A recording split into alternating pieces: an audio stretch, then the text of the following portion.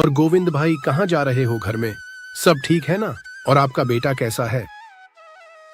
भाई गोपाल, मैं तो ठीक हूं। मेरा बेटा भी ठीक है। तुम तो जानती ही हो गोपाल, मेरी पत्नी को इस दुनिया से जाने के बाद मैंने अपने बेटे का बहुत अच्छे से क्या रखा हूं। मेरा एक ही सपना है कि मेरा बेटा बड़ा होकर एक बहुत बड़ा आदमी बने। ये तो ठीक कह रहे हो गोविंद भाई, तुम दिन रात मेहनत अपने बेटे के लिए तो कर रहे हो। लिखाई में बहुत होशियार था। उसने हमेशा अपनी स्कूल में अच्छे हम लाए, लेकिन वह जैसे जैसे बड़ा हुआ उसकी महत्वाकांक्षा बढ़ती गई। अमित उसे उसके पिता का जीवन और उनके कड़ी मेहनत भरी जिंदगी अमित को पसंद नहीं थी। अमित को बाहर में जाकर पढ़ाई करके एक बड़ा आदमी बनना था। अमित इस गांव और अपने पिता की मेहनती से दूर एक आरामदायक और आधुनिक जिंदगी जीना चाहता था। एक दिन अमित ने अपने पिता से कहा, पिताजी, मैं शहर जाना चाहता हूँ। मैं इस गांव में रहकर अपनी जिंदगी बर्बाद नहीं करना चाहता। शहर में जाकर एक अच्छी नौकरी करना चाहता हूँ। इस गांव में रहकर मैं अपना सपना पूरा नहीं कर पाऊंगा। ठीक है बेटा, अगर तुम्हें लगता है कि तुम शहर में जाकर कुछ कर पाओगे तो जाओ और मन लगाकर काम करना। गोविंद ने अपने बेटे की आंखों में कुछ करने की लगन और सपने देखे। उसने अपने सीमित बचत से कुछ पैसे निकालकर अमित को शहर भेज दिया। अमित के शहर जाने के बाद गोविंद की जिंदगी और कठिन हो गई, क्योंकि अमित की पढ़ाई और शहर में रहने की खर्चा बढ़ता जा रहा था। कुछ दिन बाद गोविंद ने अपनी सीमित जमीन के कुछ हिस्सा बेच दिया ताकि अमित की जरूरत हे पूरी कर सके।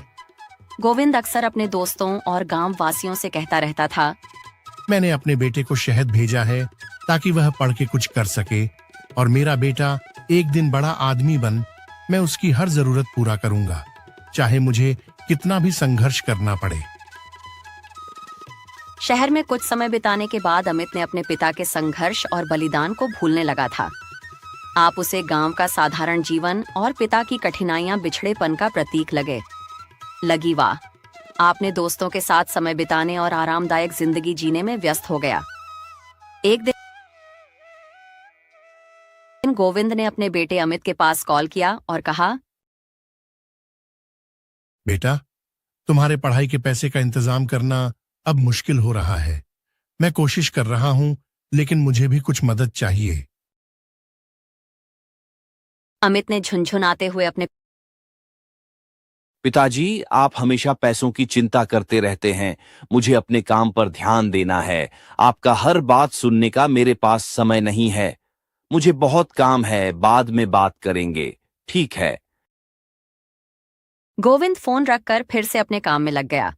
कुछ साल बाद अमित अपना पढ़ाई पूरी कर लेता है और उसे एक बहुत बड़ी कंपनी में नौकरी मिल जाती है। वाह, शहर में एक अच्छी जिंदगी जी रहा था।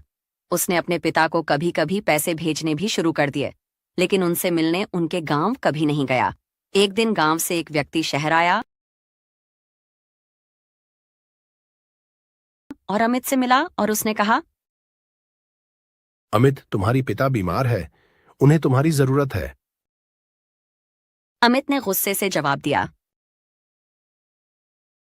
मेरे पास समय नहीं है, मैं पैसे भेज दूंगा, आप डॉक्टर को बुला लीजिए। गोविंद की तबीयत दिन पे दिन बिगड़ती जा रही थी।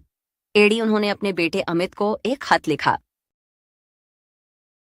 बेटा, मैंने पूरी जिंदगी तुम्हारे लिए कुर्बान कर दी। मुझे गर्व है, तुम्हें सफलता हासिल हुई, लेकिन एक बार आकर मुझसे मिल लो, शायद यह हमारी आखिरी मुलाकात होगी। अमित ने खत पढ़ा और उसी अपने काम से छुट्टी लेना उचित नहीं लगा। पिताजी का रोज का नाटक है। उनकी तबीयत तो हर दिन खराब रहता है। अगले दिन वह फिर से ठीक हो जाएंगे। कुछ दिन बाद अमित को एक फोन आया कि उसकी पिताजी अब इस दुनिया में नहीं रहे। यह सुनकर अमित दंग रह गया। उसे पहली बात एहसास हुआ कि उसने अपने पिता के साथ कितना अन्याय किया है। कैसा बेटा हूं मैं, जो अपने काम पर चक्कर में अपने पिता को ही भूल गया। जो इंसान मेरी भविष्य बनाने के लिए इतना मेहनत किया, मैं उसे ही समझ नहीं पाया। यह मुझसे क्या हो गया? तो उसने अपने पिता का कमरा देखा कि एक पुरानी लकड़ी की बेटी में कुछ पैसे, कागजात और एक चिट्ठी रखी थी। डायरी में गोविंद ने लिखा था, मैंने अपने बेटे के लिए सब कुछ किया, मेरी सबसे बड़ी खुशी की वह सफल हो लिखने। आज सोचता हूं, क्या मैंने उसे खुद से दूर भेजकर गलती की?